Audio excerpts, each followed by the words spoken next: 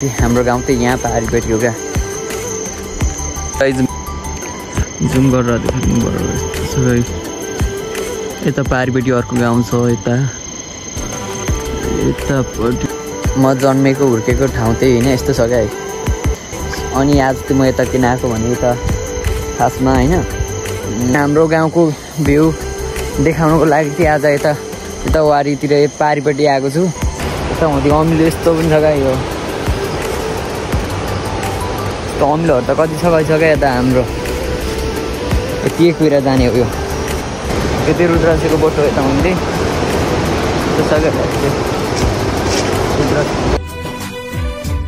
अब खाजा खाइन्छ।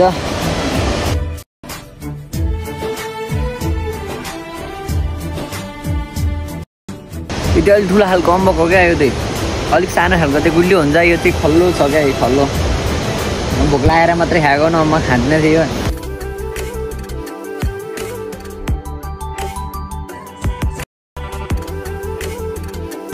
खाजा पनि खाइसक्यो। ल बात लाग्नुपर्ने हुन्छ। धान पाक्नु लागिसक्यो। यता चाहिँ धान पाक्नु कस्तो भइसक्यो धान पुरै। Hello everyone, welcome back my new blog. So guys होइन आज चाहिँ म यता पहाडीतिर आएको छु क्या। हाम्रो गाउँभन्दा यता पहाडीपट्टि। हाम्रो गाउँ चाहिँ यहाँ पहाडीपट्टि हो क्या। हाम्रो गाउँ चाहिँ उता पहाडीपट्टि हो। म चाहिँ यता नि यता वारी आएको छु। हाम्रो गाउँ चाहिँ यो हो। मेरो गाउँ चाहिँ यस्तो छ क्या। यस्तै यता हुन्छ त्यस्तो देखिन्छ क्या। अमिलोहरू अमिलो क्या। त्यसो यसलाई हामी चाहिँ कागती टेङ्गा भन्छौँ यसलाई चाहिँ। अब यसलाई चाहिँ यिनीहरू चाहिँ टन्नै छ क्या।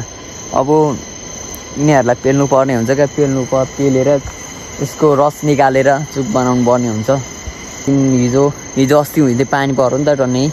यता पनि दिनै त्यस्तो पानी धेरै परेर थियो क्या। कस्तो भ्लगहरू गर्न कतै घुम्नै पाइएन क्या। यसो गाउँतिरबाट अलिअलि भ्लग निकै पेल्नु पऱ्यो भनेर सोचिरहेको थिएँ। तर भएन क्या त्यस्तो। गाउँतिर पनि पानी परेर होइन कतै डुल्नै पाइएको छैन क्या। म कतै डुल्नै पाएको छैन। त्यस्तो यता त हाम्रो यता त त्यस्तो राम्रो ठाउँ पनि छैन क्या। हाम्रो गाउँमा त गाउँतिर त अरू ठाउँतिर चाहिँ राम्रो ठाउँहरू छ क्या। हाम्रो गाउँ चाहिँ यस्तै हो है। यत्रो पानी पर्दा पनि होइन एउटा बारीको भित्ता पनि कान्ला पनि झरेको छैन क्या हाम्रो गाउँमा चाहिँ। यो अमिलोहरू निकै छ क्या। यता हुँदै यस्तो छ क्या। अमिलो छ क्या। सबै पेल्नु पर्ने के हुन्छ धेरै कारणको छ होला। यिनीहरूलाई चाहिँ पेल्नु चाहिँ लास्टै मिहिनेत गर्नुपर्छ क्या। यस्तो छ यता हुँदै यो चाहिँ टेङ्गा हो। यसलाई चाहिँ टेङ्गा भन्छौँ हामीले। यो चाहिँ टेङ्गा हो होइन। अनि यतापट्टि यदि यहाँ चाहिँ हामीले 1-2 वर्ष अगाडिसम्म धान रोपेको हो क्या। अब धान रोपेको अहिले चाहिँ यस्तो घारी भइसक्यो, जङ्गल भइसक्यो होइन। कागती हो यो बुढो भइसक्यो। अब यो बोट चाहिँ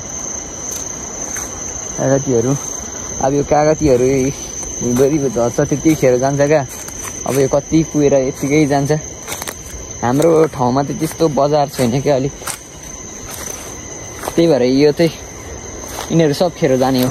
अब यता हुन्छ सुन्तलाहरू पनि छ। यता सुन्तलाको बोट यता छ। सुन्तला पनि छ। मलहरू नभएर होला त्यति धेरै फलेको पनि छैन क्या। नभए पोहोरतिर त लास्टै धेरै फलेको थियो क्या। यता हुँदै यस्तो छ क्या। यो त बिरुवा बोट हो। यसमै लाएर पेल्नु पर्ने हुन्थ्यो क्या। यो पनि हो बिग्रिसकेछ।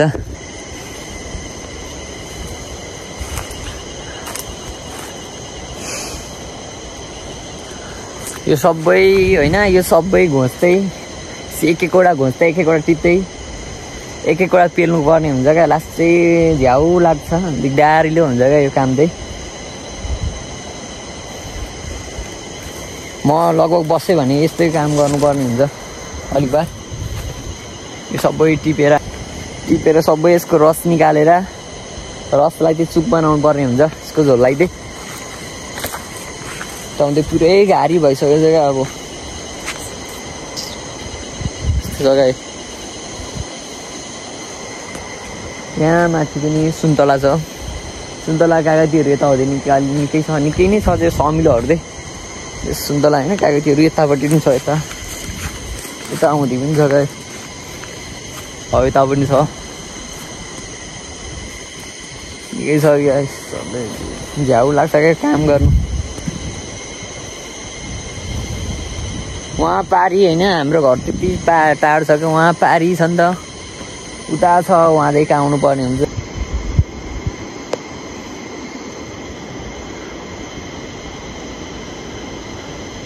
मेरो काम भनेको आजको यस्तै हो क्या, यतै डुल्ने कतिको अमिलोहरू फलेको रहेछ भनेर हेर्नु आएको। जे अलिअलि फलेको रहेछ, त्यो धेरै राम्रो फलेको त होइन, पहिले त लास्टै फल्थ्यो क्या, बोटले नै थाम्नु नसक्ने गरी फल्थ्यो, तर यो साल त्यति फलेको छैन रहेछ होला।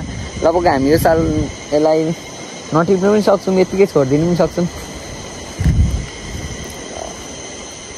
अब म झरी गएँ भने त अब खै के गर्छ नि, भाइ बहिनीहरू छँदैछ, तर तिनीहरूको पनि स्कुल लाग्नु लागिसक्यो, तिनीहरूले पेलो भने पेलो, नभए यत्तिकै जान्छ क्या, यो यत्तिकै खेर जाने हो अब यो यिनीहरू। यहाँ बिचमा चाहिँ खोला छ क्या, एउटा खोला पनि छ यहाँ तल नि खोला। म त्यही आउँदाखेरि त्यो कतै पनि भिडियो नखिचिकन आएको यस्तो होइन, यस्तै चाहिँ जङ्गल मात्रै छ, जङ्गल र डाँडा काँडा मात्रै छ, भिडियोहरू पनि होइन कस्तो अलिक।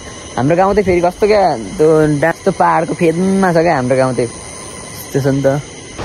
यस्तो अमिलोहरू त कति छ क्या यता हाम्रो, यता यहाँ कागती पनि छ, यता बरतिर हुँदै कागती त्यही हो। म चाहिँ माथिबाट तल आइसक्यो क्या, यता तल यता हुँदै कागतीहरू भुइँभरि छ गाई, भुइँभरि यत्तिकै जाने हो यो खेरो, कागतीको बोट हो यो त्यही। यता पराने पनि छ, यता हुँदै पनि कागतीहरू मजाले फलेको छ, तर त्यतिहरू कुहेर जाने हो, बजार छैन नि त। अलिअलि कसैले अलिअलि जान्छ, नभए सबै कुहेर जान्छ क्या, अब यति कुहेर जाने हो। यो फोनमा चार्ज पनि लगभग सकिँदै आइसकेको छ कि, त्यही भएर त्यति धेरै भिडियो पनि गर्न पाइँदैन क्या, ठिक्क अलिकति गरौँ, त्यति धेरै भिडियो गर्नै पाइँदैन क्या, फोनमा चार्ज नै छैन त्यति। त्यही भएर मैले त्यो सबै ठाउँमा हिँडेको ठाउँतिर सबैतिर लगभग भिडियो गर्नै पाइनँ क्या, सही।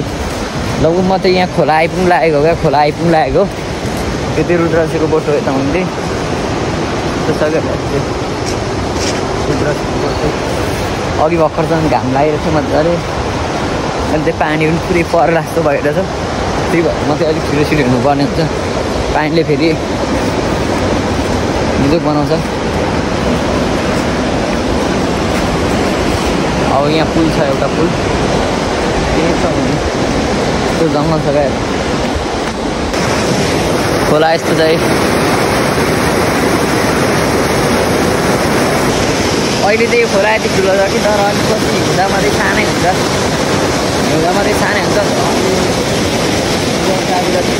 पानी त्यही ठुलो छ क्या अहिले चाहिँ खोला। माछा मार्नु पऱ्यो थियो, खोइ माछा मार्नु अब यत्रो पानी छ के होला जस्तो छ। यता परतिर चाहिँ धान पाकिसक्यो, यता हाम्रो काकाहरूको धान पाकिसक्यो। यता मासतिर पनि यसो घुम्न जानुपर्ने थियो, अब त्यतिकै भयो, यस्तो घाइरहेछ क्या। तर म त त्यहाँ माथिबाट आएको नि त है, सिधैबाट आएको डाँडाबाट यहाँ तल झर्सिएको। अब मैले चाहिँ यहाँ बसेर फेरि मैले खाजा पनि लिएको छु क्या, पुरै भोक लाग्छ भनेर मैले खाजा पनि लिएर आएको थिएँ, खाजा चाहिँ यहाँ राखिरहेको छु। अब खाजा खाइन्छ। हाम्रो गाउँमा चाहिँ क्या यो अम्बक भन्छ, यो अम्बक चाहिँ घरै पाउँछ क्या, यस्तो अम्बक योभन्दा अलिक अर्को खालको पनि पाउँछ अम्बक, यस्तो खालको दामी पाउँछ गाई, टन्नै पाउँछ यो अम्बक चाहिँ। अहिले चाहिँ जो अम्बकहरू पाकेर गएर त्यही फुटेर गइरहेछ। राख्ने ठाउँ पनि भएन, यहीँ राख्छु। अब मैले चाहिँ यहाँ एकछिन अम्बक खाएर होइन, त्यसपछि अब 20-25 मिनट लाग्छ होला घरतिर पुग्नु।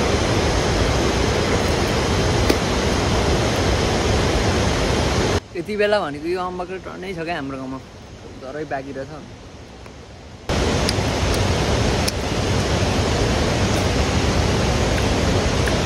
यो चाहिँ अलिक ठुलो खालको अम्बक हो क्या यो चाहिँ अलिक सानो खालको चाहिँ गुलियो हुन्छ यो चाहिँ खल्लो छ क्या यो खल्लो भोक लागेर मात्रै खाएको न म खाँदैन थियो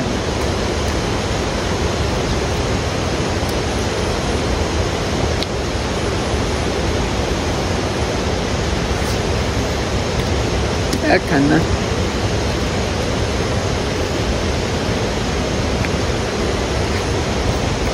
खाजा पनि खाइसक्यो ल बात लाग्नुपर्ने हुन्छ